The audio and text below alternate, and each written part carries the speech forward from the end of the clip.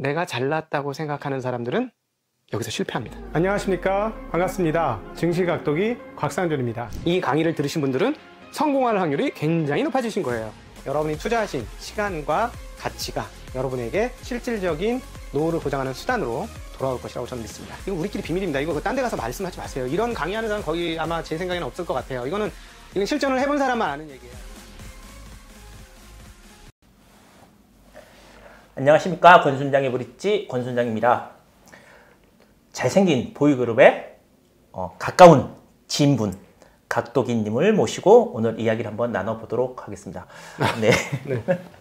이제 뭐 이렇게 편안한 이런 이야기들은 이제 많이 나눴는데, 각도기 TV를 이렇게 시청하시는 분들께서 보시면, 그래, 이렇게 항상 매도 매수 추천은 잘 못하고, 또 국내 주식은 그러셔도 안 되는 부분이 있는 거고, 네. 해외 주식은 조금 이제 이야기 나누기가 편하다라는 말씀을 이제 하셔서, 매도 매수 추천은 전혀 아니고요. 각도기님께서 이제 해외 주식을 이제 바라보는 관점이나 시선 뭐 이런 것들을 한번 알아볼 수 있는 시간을 가졌으면 해서요. 네. 제가 최근에 이렇게 뭐 보다 보니까 세스클라만인가요? 안전마진을 쓴 예, 네. 그 이제 우리나라에 절판이 되어져 있는 독일 책방에도 한번 소개했죠. 예.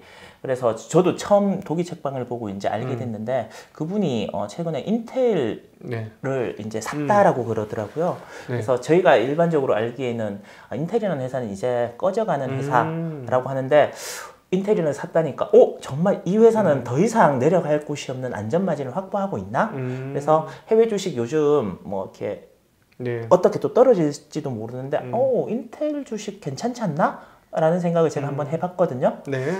어떻게 생각하십니까? 언제 샀는지가 중요한데, 세스클라만이 최근에 사면 이런 생각도, 세스클라만도 별거 없네 라는 생각도 좀 듭니다. 왜냐면 그 인텔의 안전마진은 이번에 팻 겔싱어가 오기 전에 안전마진이 상당히 많이 확보됐던 주식이에요. 제가 계속해서 말씀드렸고, 작년부터 저희 혹시 했던 반도체 관련된 얘기를 쭉쭉 들어보면, 결국은 인텔이 CPU에서 이제 소위 말하는 데스크탑 쪽에서의 시장은 상당히 많이 잃었고, 모바일은 진입도 못했지만, 무지하게 커지고 있는 또 하나의 시장, 서버 시장에서는 확고한 점유율을 가지고 있어요. 85%. 물론 이제 90몇 %에서 밀렸으니까 좀 문제인데, 85% 정도, 지금은 정확하게 몇 %인지 통계치가 안 나와서 모르겠습니다만, 압도적으로 높은 점유율을 가지고 있는 회사거든요. 근데 이제 그 10나노의 진입이 늦어서 그런데, 알아야 될 것 중에 하나, 기술적으로 보면 브라아르곤 공정과 요즘 나오는 EUV 공정, 극자외선 공정 등 공정들이 여러 개가 있어요. 여기서 말하는 이 공정이라는 건 그림 그리는 공정이에요. 즉 빛을 쏴가지고 그림을 그렸는데 그것을 이렇게 윤곽을 드러나게 하는 것을 액침 공법을 통해서 드러나게 할 것이냐, 그냥 그 선을 그릴 때 자외선으로 더 얇게 그릴 것이냐, 요 차이인데, 브라아르곤 공정에서의 그 인텔의 경쟁력은 압도적이었고, 그 다음에 예를 들어서 인텔의 14나노는 타 회사의 10나노 내외 수준의 집적도를 가지고 있다라고 알려져 있어요. 10나노는 조금 앞선 것 같아요. 이게 나이 먹으니까 지나면 정확하게 근데 뭐 기억을 못해. 5나노, 7나노 이것도 회사에서 이렇게 그냥 자기들이 표기하는 거지 딱 규정에 있는 건 아니라고 그러는 것 같기도 하더라고요. 그건 정확히 모르겠는데, 어쨌든 그 선폭을 얇게 그리면 쉽게 얘기하면 한 판때기 얼마나 많은 걸 그리냐의 싸움이니까, 그만큼 근데 이제 사실 마케팅적인 부분 분명히 많아요. 마케팅적인 부분이 많고, 그래서 그런 거지. 지금 얘네 10나노면 아마 얘네 7나노, 6나노보다 집적도가 더 좋을걸? 이러는 거죠. 지금 EUV 공정이 아무리 들어왔다고 해도 얘네 못 따라올걸? 뭐 이런 게 있어요. 근데 그 10나노가 안 된 거예요. 그러는 사이에 뭐 마케팅이든 어떤 의미로든 7나노 또는 그 언더 아래까지 내려갔고, 또 하나 걸출한 TSMC의 제작 능력이 패키징까지 했을 때 상당히 훌륭한 퍼포먼스를 보여줬다는 거예요. 거기서 만들어진 시스템 반도체들이. 그러면서 AMD가 치고 나왔던 거고, 실제로 AMD가 과거 리사 수전에 많이 그 뻘짓을 하던 것들이 회복되면서 상당히 높은 그 속도와 그리고 가성비를 보여준 거예요. 그러니까 그쪽으로 많이 시장이 진짜로 넘어갔죠. 이 데스크탑이나 이런 쪽은. 그런데 얘네가 드디어 10나노를 했어요. 자, 그러면 서버 시장은 결국 뭐냐면 얘네 10나노로 바뀐다. 그리고 최근에 아주 큰 뉴스가 났죠. 팻 겔싱어가 나와서 그거 까먹었네. 그 이름 새로운 공정을 얘기하면서 더 낮은 단계 8나노가 7나노 얘기를 했습니다. 이 8나노, 7나노는 EUV 공정에서 하는 어느 정도 수준인지 나중에 누군가 비교를 해줘야 되겠지만 훨씬 더 낮은 공정, 쉽게 얘기하면 7나노, 언더, 5나노 뭐 이런 정도 수준의 집적도를 보여줄 가능성이 있어요. 그리고 팻 겔싱어가 나오면서 이제 어떤 본질적인 것들을 찾았고 또 하나 미국 정부에서 지원이 이제 시작되는 것으로 추정이 됩니다. 그래서 사실 최근에 와서 보다 단단해졌지만 과거에도 더 이상 잃어버리기 힘든 정도 수준까지 얻어맞았어요. 인텔이 주가가 얻어맞았죠. 네. 여기서 이 상황에서 점유율이 더 많이 안 떨어질 것 같은데 여기서 더 이상 떨어지기는 쉽지 않은데 제작의 한계가 있기 때문에 등등등 감안해 보면 그만큼 가격을 많이 떨어뜨리면서 AMD하고 가격 격차를 크게 벌려줬거든요. 근데 본질적인 가치를 따져보면 전혀 다른 상황이었죠. 인텔이 실적이나 이런 것들을 보면 강한 회사였어요. 그래서 사실은 저희 쪽에 랩을 가입하신 고객 중에 일부 해외 투자를 겸하여 하시는 분들에게는 인텔을 작년도에 중순에 오신 분들은 작년도 4, 4분기나 3, 4분기 정도에 추천을 드렸죠. 해외 주식, 미국 주식 인텔 싸다? 네, 싸다 하고 추천을 드렸죠. 네네. 그러면 이제 세스클라만이 이제 CEO가 바뀌기 전에 샀으면 안전까지 확보가 되어져 있을 텐데. 네, 조금 공격적이고 과감하게 들어온 거고 팻 겔싱어가 와서 했으면 좀 더 안전하게 가겠다고 하면서 상당히 가격을 올린 상태에서 산 거죠. 네. 알겠습니다. 그래서 인텔에 혹시 관심이 있으신 분들은 한번 그런 관점에서 이렇게 보시면 다들 뭐 요즘 AMD, 엔비디아 뭐 이런 얘기만 하는데 인텔은 제 지금 노트북을 봐도 아직까지 인텔이라고 써져 있거든요. 그래서 굉장히 큰 회사고 또 가지고 있는 자율주행이나 이런 데에 대해서 모비라인가요? 네. 가지고 있는 자회사도 굉장히 튼튼하고 이렇게 해서 매수 추천은 아니지만 이제 진검승부 싸움이 시스템 반도체에 대해서 조금 더 얘기하면 진검승부 싸움이 지금 시작이 되는 건데요. 구글 실리콘이 나올 것 같습니다. 다 만드네요 이제. 그렇죠. 왜냐하면 워낙 거대한 회사고 워낙 수익이 많고 하니까 못할 일이 없는 거죠. 그러니까 회사를 사잖아요. 회사를 사서 그러니까 이게 진짜 이런 노동력 진짜 대단하다 이런 게 느끼는 게 신규로 패밀리스 회사를 하나 차린단 말이죠. 아주 똑똑하고 뛰어난 사람들이 최근에 그 이름 까먹었는데 3인방이 하나 뭉쳐서 했어요. 그 회사를 어마어마하게 큰 돈 140억 달러인가 주고 인수를 해요. 3명이 창립 좋죠. 창업을 했는데 그러니까 그거를 통해서 이 사람들의 기술이면은 디자인을 할 수 있다는 거죠. 디자인은 사실은 그 어마무시한 설비가 필요한 게 아니고 훌륭한 인재가 필요한 거니까 그게 더 가능한 거죠. 그래서 그 사람들을 인수해서 지금 왜냐하면 대박을 친 게 애플의 M1 칩으로 대박을 쳤거든요. 저도 써본 결과 정말 깜짝 놀랄 정도의 퍼포먼스를 보여줘요. 정말 훌륭하다 그러더라고요. 저는 애플은 잘 쓰진 않지만 제 주변에 이렇게 여쭤보면 자, 그러면 이제 어떻게 되냐? 애플이 독자 칩으로 갖고 나왔죠. 그러면 모바일 시장이 없어지는 거예요. 근데 인텔은 모바일에서 이럴 게 없었어요. 원래 없었으니까 그렇게 되는 거고. 이제 노트북 시장은 애플의 점유율이 그렇게 크진 않았어요. 그런데 이제 구글이 들어오면 문제가 달라져. 어디가 넘어가? 안드로이드 진영이 넘어가. 그럼 누가 제일 타격을 입을까요? 뭐가 제일 타격을 입나요? 안드로이드한테 칩을 누가 제일 많이 줬나요?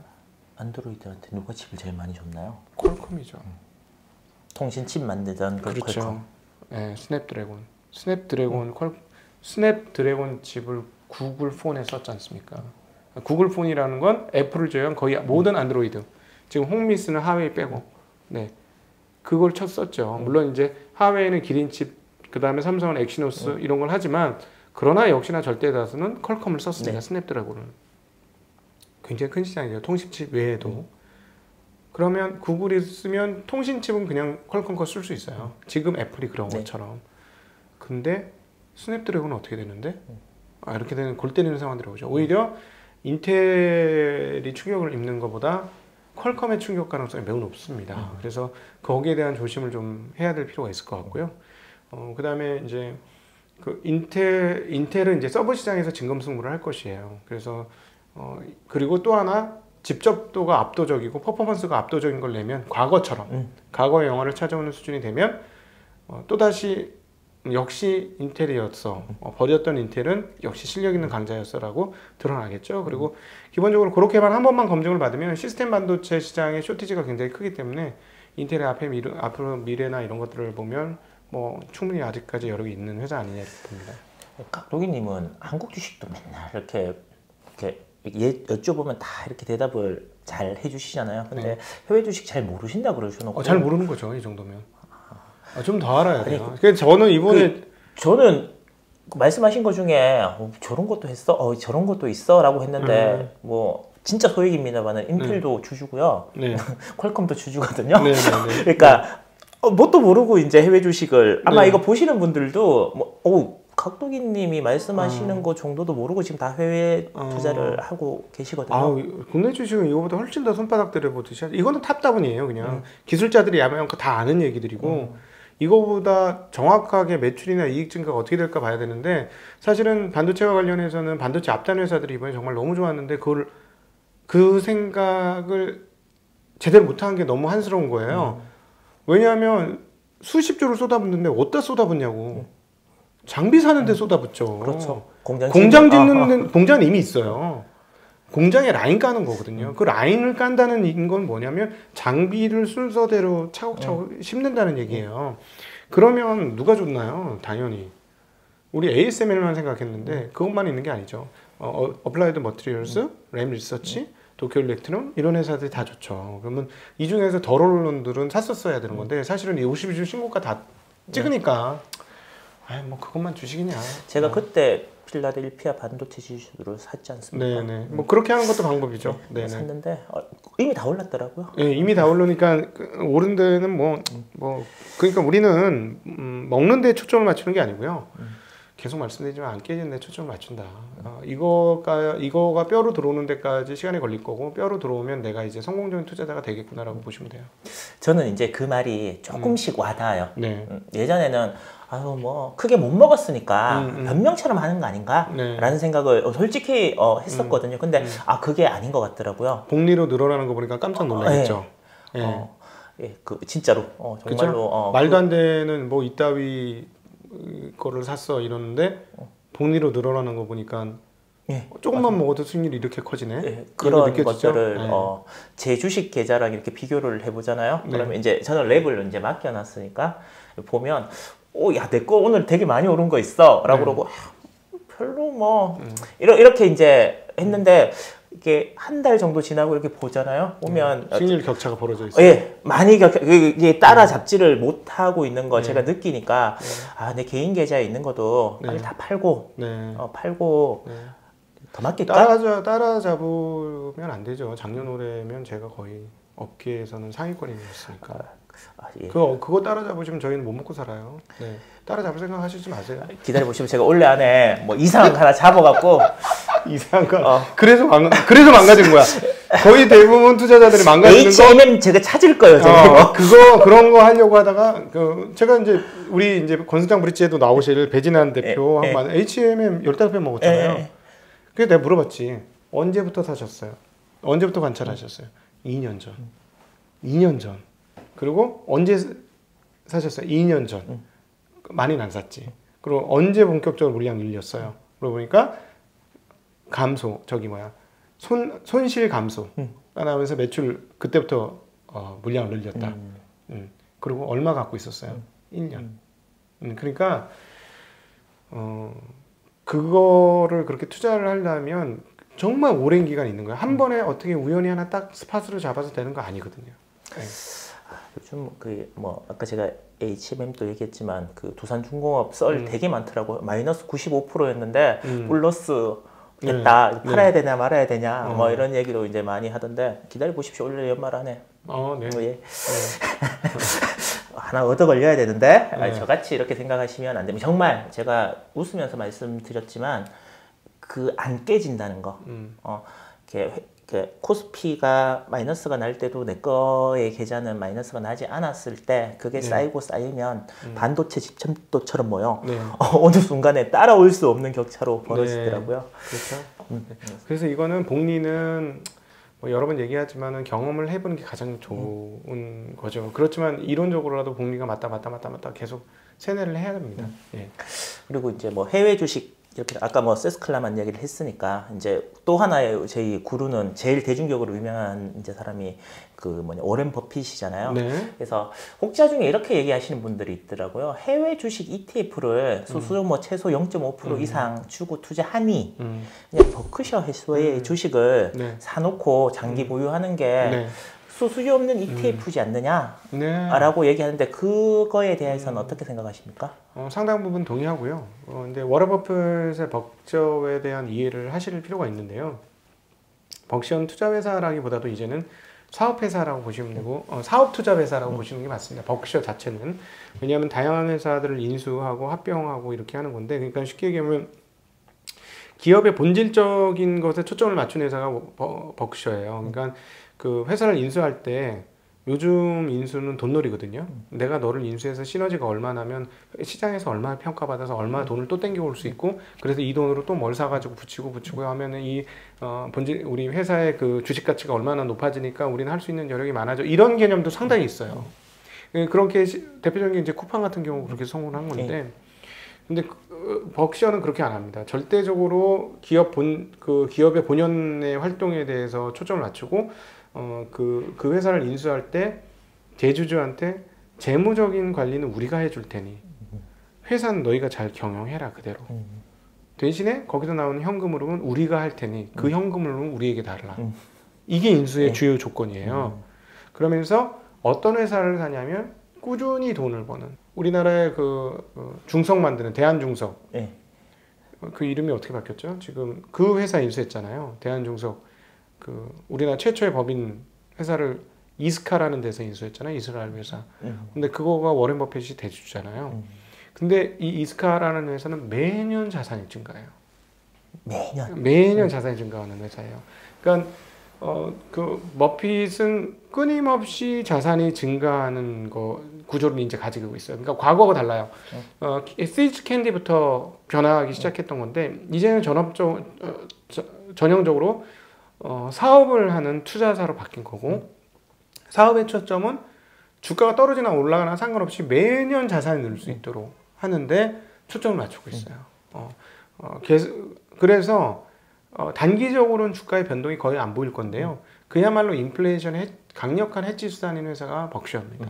그래서 나는 엄청나게 높은 수익, 이제부터는 벅셔 같은 경우는 엄청나게 높은 수익이라기보다도 시장 대비 초과 수익 정도를 내고 싶어, 미국 시장 기준으로.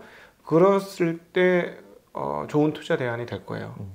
근데 버핏과 그의 이제 파트너, 동료, 저 이제 멍거가 워낙 나이가 많지 않습니까? 그쵸? 네. 이 사람들이 은퇴를 하고 나면 이제 회사의 그 색채나 이런 부분들이 바뀔 가능성도 분명히 있을까요?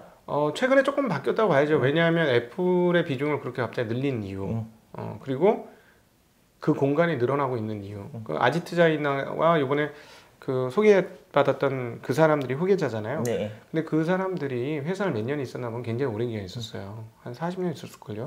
네. 굉장히 오래 있었어요. 굉장히 오래 있었기 때문에 그건 무슨 말이냐? 이제는 거의 비슷하다. 기업 문화. 현재 기업 문화가 거의 모르겠어요. 워렌 버핏은 워낙에 편집증적 천재, 투자 천재였기 때문에 그 정도가 될지 모르겠지만, 아지트자인은 그 자회사인 가이코, 보험회사 가이코를 아주 탁월하게 잘 운영하면서 지금 시장 아주 조그만 회사였어요. 근데 지금 상위권 자동차 보험회사예요. 그렇게 만들었고, 그리고 나머지 그 한 명 이름이 생각 안 나는데 그분도 지금 계속해서 꾸준히 이런 실적을 내고 있다는 건 바통을 거의 잘 받았고, 누구처럼 그냥 관리 없이 바통을 받은 게 아니라 계속 함께 하면서 그걸 연습을 했으니까 생각보다 그렇게 많이 흔들릴 것 같지는 않습니다. 그런 기업 문화들은 굉장히 진짜 본받아야 될 필요는 있는 것 같아요. 우리나라도. 네. 최근에 제가 이제 방송을 보다가 명품주 있죠. 네. 그러니까 왜 사람들이 명품 주식에 이제 몰두하는가라고 철학적인 관점 또 뭐 투자적인 관점에서 이제 말씀을 하셨는데, 그러다 보니까 우리나라에 상장은 되어져 있지 않지만 뭐 뭐 루이비통, LVMH나 뭐 네. 컬링이나 그 다음에 또 뭐가 있죠? 에르메스 네네. 그리고 리치몬드 네. 시계, 네네. 고급 시계 뭐 이렇게 하는 네. 보통 프랑스나 이런 프랑스에 보통 상장이 많이 되어져 있더라고요. 네. 만약에 네. 이제 각도님께서 네. 에르메스, 네. 루이비통, 그다음에 구찌 네. 요 세 개 회사의 주식에 투자를 한다 그러면 어떤 회사에 투자하고 싶으십니까? 2배 이상 올라갈 회사에 투자해야 되겠죠. 저는 개인적으로 삼성전자를 샀느냐 하면 말씀드리면 전 삼성전자 안 삽니다. 요즘에 고객분들 중에서 삼성전자를 들고 이거 어떻게 해줘 하시는 분들이 꽤 있어요. 일임을 맡기시는데 돈과 삼성전자를 갖고 와요. 제일 난처한 경우가 그때예요. 왜냐하면 삼성전자가 편입된 계좌 수익률이 제일 나빠요. 왜냐하면 삼성전자는 연초 대비 오른 게 하나도 없어요. 그렇죠. 제가 잘 알고 있습니다. 오히려 빠진 부분도 있으니까. 1월 달에 많이 올랐습니다. 점 한번 찍고 내려 터치하고 이렇게 내려. 그러니까 무슨 말이냐면 제가 현금 가지고 시작을 했으면 삼성전자를 안 샀을 거예요. 왜? 물어보죠. 2배 오릅니까? 지금 500조인데 1000조 되나요? 아니 아무한테나 물어봐도 안 된다 그래. 저한테 물어보십시오. 됩니까? 향후에 먼 미래, 먼 미래 예측할 수는 없지만 먼 미래 돼야죠. 우리 자식이 어른 되었을 때. 네. 그러니까 그 기준에 부합하지 않죠. 물론 여기서 삼성전자가 대략 한 30-40% 더 빠지면 그때는 정말 고려 대상이에요. 그리고 목표 수익률이 낮으면 고려 대상이에요. 저 뭐 10만 원 갈 것 같거든요. 10만 원 갈 것 같고 한 11만 원, 12만 원도 불가능하지 않다고 봐요. 가능할 것 같아요. 2배는? 그건 좀 다른 얘기예요. 2배는 좀 다른 얘기. 그래서 그러면은 굳이 투자 주요 대상으로 올려야 되나? 왜냐하면 그 정도의 시간 한 1년 반 정도를 두고 2배 오를 수 있는 주식은 사실 꽤 있어요. 제가 자주 말씀드렸던 금융주 이런 쪽에서도 찾아보면 꽤 있고요. 이미 작년 연말 대비 금융주 엄청나게 많이 올랐잖아요. 그래서 그러니까 그런 걸 감안해 보면 그 기준은 뭐냐면 그럴 수 있느냐는 거고 포컴 에셋의 장웅래 대표는 정통 그 회계사 출신으로 그 회계를 통해서 기업의 무형자산을 끌어내는 법을 자기가 익힌 거예요. 그 훌륭하다고 생각하고요. 그것도 아주 좋은 투자 방법이라고 생각하고 실패가 작은 투자 방법이라고 생각하고 그런데 그 투자 수익률이 연평균 15% 20% 정도면 되게 만족하는 투자예요. 그 투자는. 네네. 근데 저는 개인적으로는 뭐 대외적으로는 연평균 한 15% 정도 수익이 나면 좋다고 생각은 하지만 내부적으로 추구하는 수익률은 그거보다 조금 더 높습니다. 그래서 그러다 보니까 그런 정도가 보이는 투자가 잘 안 되는데 그러나 어찌되었건 구조적으로 보면 명품 주식 중에서 명품성이 더 강한 게 더 좋죠. 예를 들어 에르메스 뭐 이런 것들이 더 좋겠죠. 네. 그런 분들이 그렇게 투자를 하신다면. 근데 제가 이제 저도 뭐 주식에 관심이 있고 뭐 요즘 다 명품 어느 정도 한두 개씩은 가지고 계시니까 살려고 봤더니 이게 되게 비싸더라고요. 수수료가 굉장히 비싸더라고요. 수수료? 예, 그러니까 이제 프랑스에 상장이 되어져 있으니까 못 사는 건 아닌데 살려 그러니까 주식 상장, 주식 매수 수수료. 그런 것들이 굉장히 이제 우리가 일반적으로 거래하는 것보다 굉장히 그럼요. 비싸더라고요. 그 최소한 몇 천만 원 단위 이상 안 사면 의미가 없어진 거예요. 수수료가 너무 비싸가지고. 그러니까 그런 부분들이 있는데 그러니까 명품 주식들 중에서도 더 앞으로도 더 크게 더 많이 올라갈 수 있는 그런 회사를 명품이라면 정말 그 중에서 더 명품. 명품. 그거는 이제 중국에서 비주 못 해주고 보여준 거죠. 명품 중에도 서로 막 자기들이 잘났다고 막 싸우던데. 근데 이제 사람들이 평가하는 게 있잖아요. 그리고 그렇죠? 희귀성까지 더 붙으면.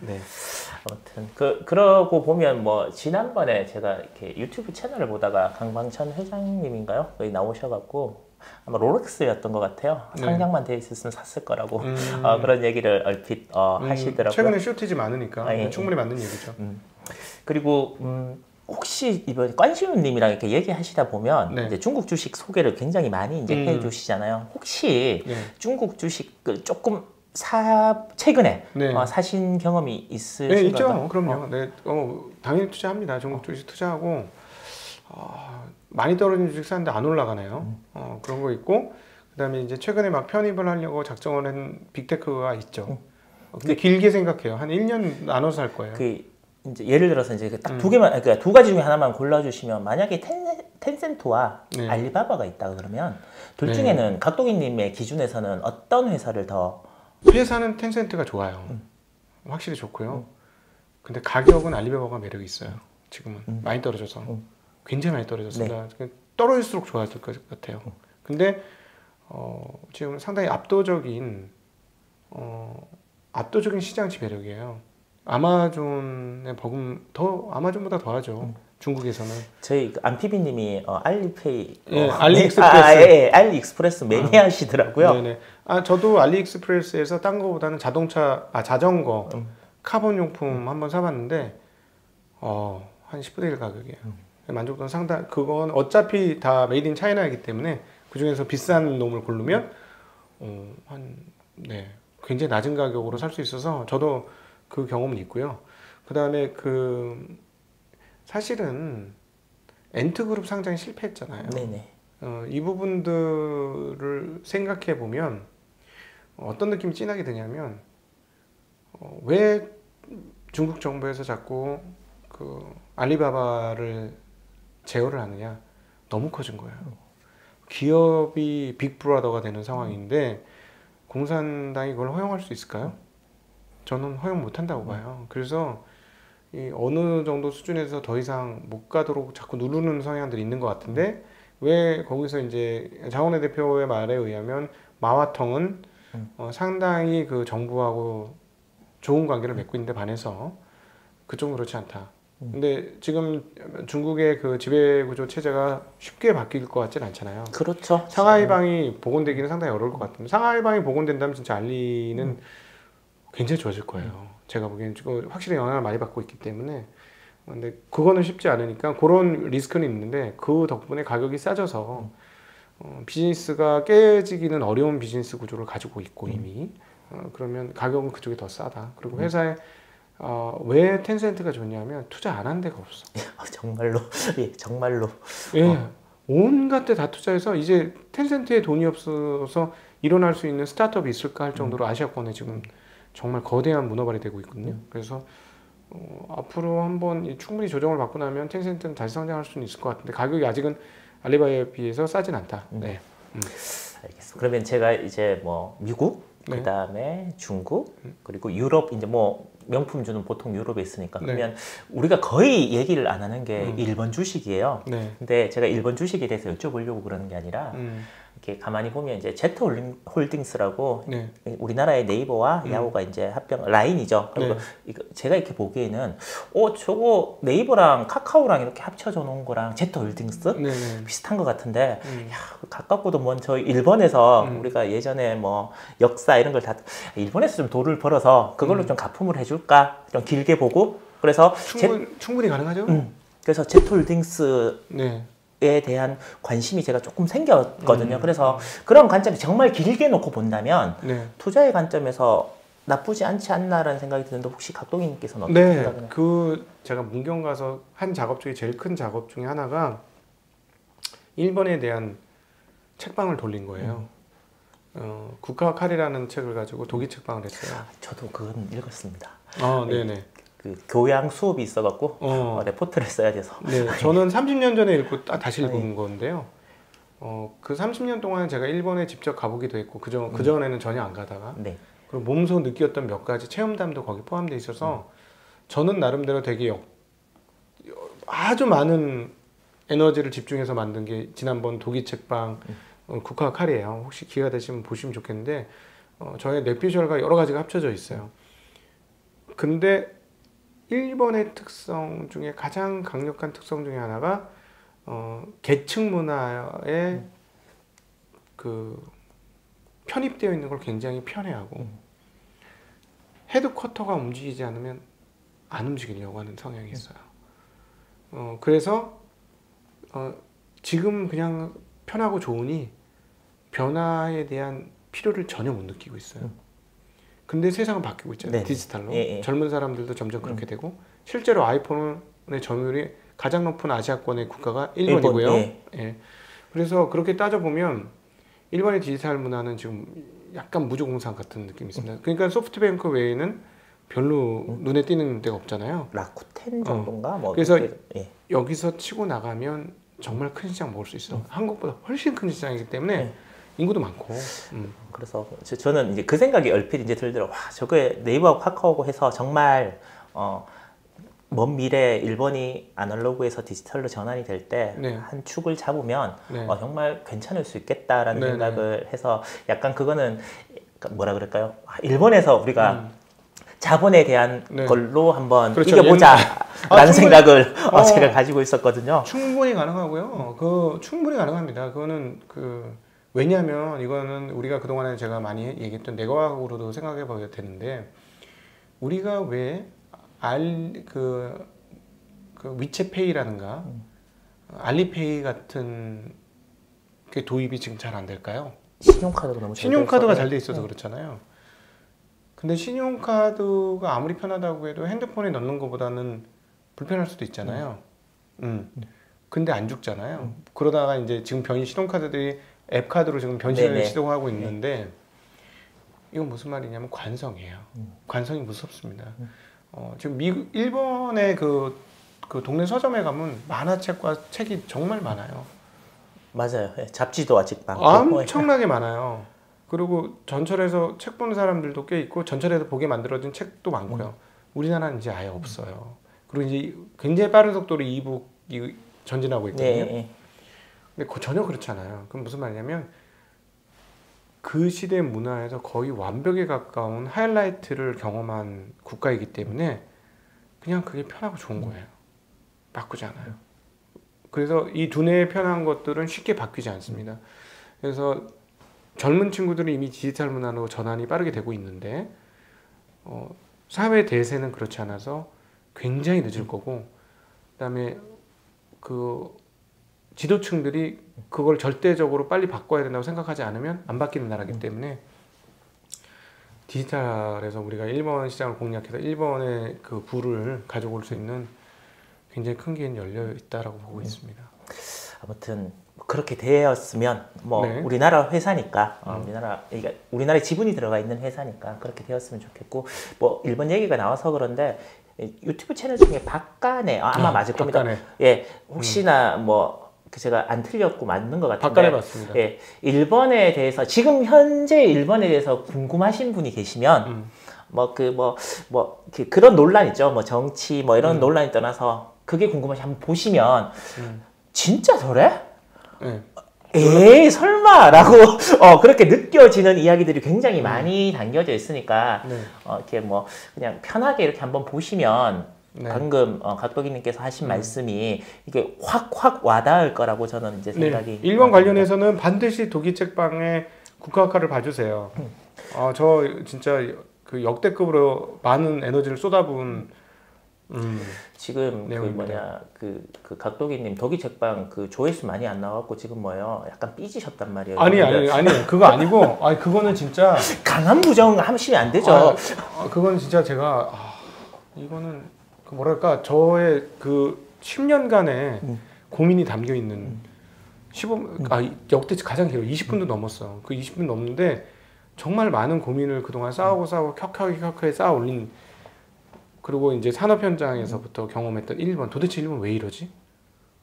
지금 몇 년간의 고민이었거든. 도대체 일본 왜 이러지?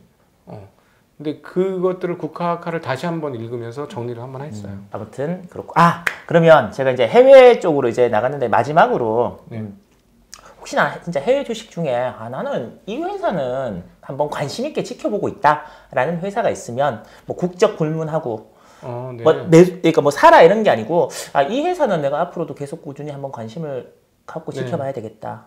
꼭 한 개가 아니더라도 괜찮습니다. 앞서 언급드렸던 인텔